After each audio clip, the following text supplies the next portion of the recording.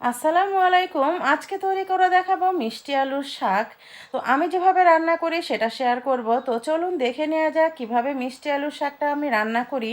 আপনারা কারা কারা খেয়েছেন কমেন্টসের মাধ্যমে জানাতে পারেন। তো আমি যেভাবে রান্না করি সেটাই আজকে শেয়ার করব।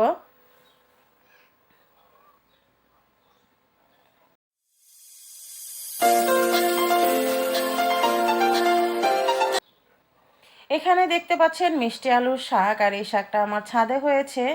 আর এমনি যে সাদা আলু সেই শাকটাও খাওয়া যায়, তো এই মিষ্টি আলুর শাকটা কিন্তু আলাদা মজা হয়। তো আমি শাকটাকে ভালো করে ধুয়ে পানি ঝরিয়ে নিয়েছি, একটা ফ্রাই প্যান দিয়ে দিলাম, আর এখানে দিয়ে দিচ্ছি স্বাদ মতো তেল। আর সয়াবিন তেলেও এখানে দিয়ে দিলাম পেঁয়াজ কুচি আর রসুন কুচি। যে কোনো শাক রান্নায় রসুন কুচিটা একটু বেশি দিবেন, তাহলে কিন্তু টেস্টটা বেড়ে যায়। এখন পেঁয়াজ আর রসুনটাকে ভালো করে বাদামি করে ভেজে নেব।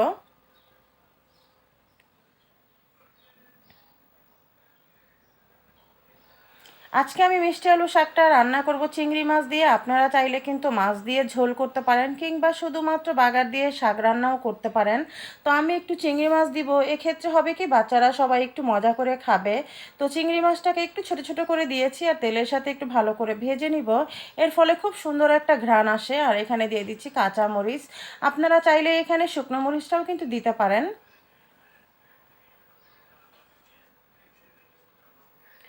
সব কিছু যখন ভালো করে ভাজা হয়ে যাবে, তখন আমি এখানে দিয়ে দিলাম স্বাদ মতো লবণ, আর দিচ্ছি একটু হলুদের গুঁড়ো। লবণটা একটু কম দিবেন, কারণ শাকটা কিন্তু কমে যাবে। তো পরে সেক্ষেত্রে দরকার হলে পরে দেওয়া যেতে পারে। তো ভালো করে একটু নেড়ে চেড়ে নিলাম। আর এরপরে দিয়ে দিচ্ছি আমি শাকটা। আর এই শাকটা কিন্তু অল্প আঁচে কিন্তু ঢেকে রান্না করতে হবে, তাহলে কিন্তু বেশি ভালো হবে। আর সেদ্ধ হবে সুন্দর, আর খেতেও কিন্তু ভালো লাগবে।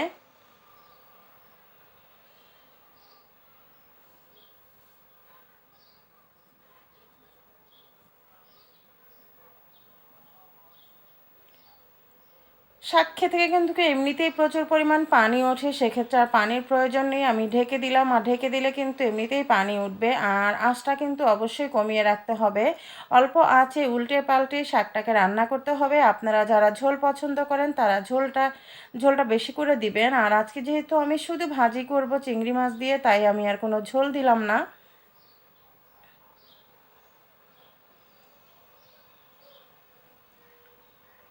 দেখতে পাচ্ছেন পানি কিন্তু শুকিয়ে গিয়েছে, আমার শাকটাও কিন্তু সেদ্ধ হয়ে গিয়েছে।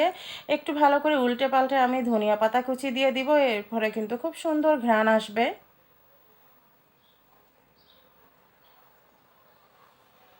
আমার কাছে মনে হয় চিংড়ি মাছটা দেওয়ার কারণেই আরও এই মিষ্টি আলু শাকের যে একটা স্বাদ, সেই স্বাদটা আরও বেড়ে গেছে। আর এখানে আমি দিয়ে দিলাম ধনিয়া পাতা কুচি। তো আমার কিন্তু রান্নাটা হয়ে গিয়েছে। আপনাদের সবার কাছে কেমন লাগলো আশা করি অবশ্যই জানাবেন কমেন্টস করে। আর ভালো লাগলে একটা লাইক দিয়ে দিবেন। আর যারা ফেসবুক পেজ থেকে দেখছেন তারা অবশ্যই ফলো করে দিবেন। আর যারা ইউটিউব থেকে দেখছেন তারা অবশ্যই সাবস্ক্রাইব করবেন। আল্লাহ হাফেজ।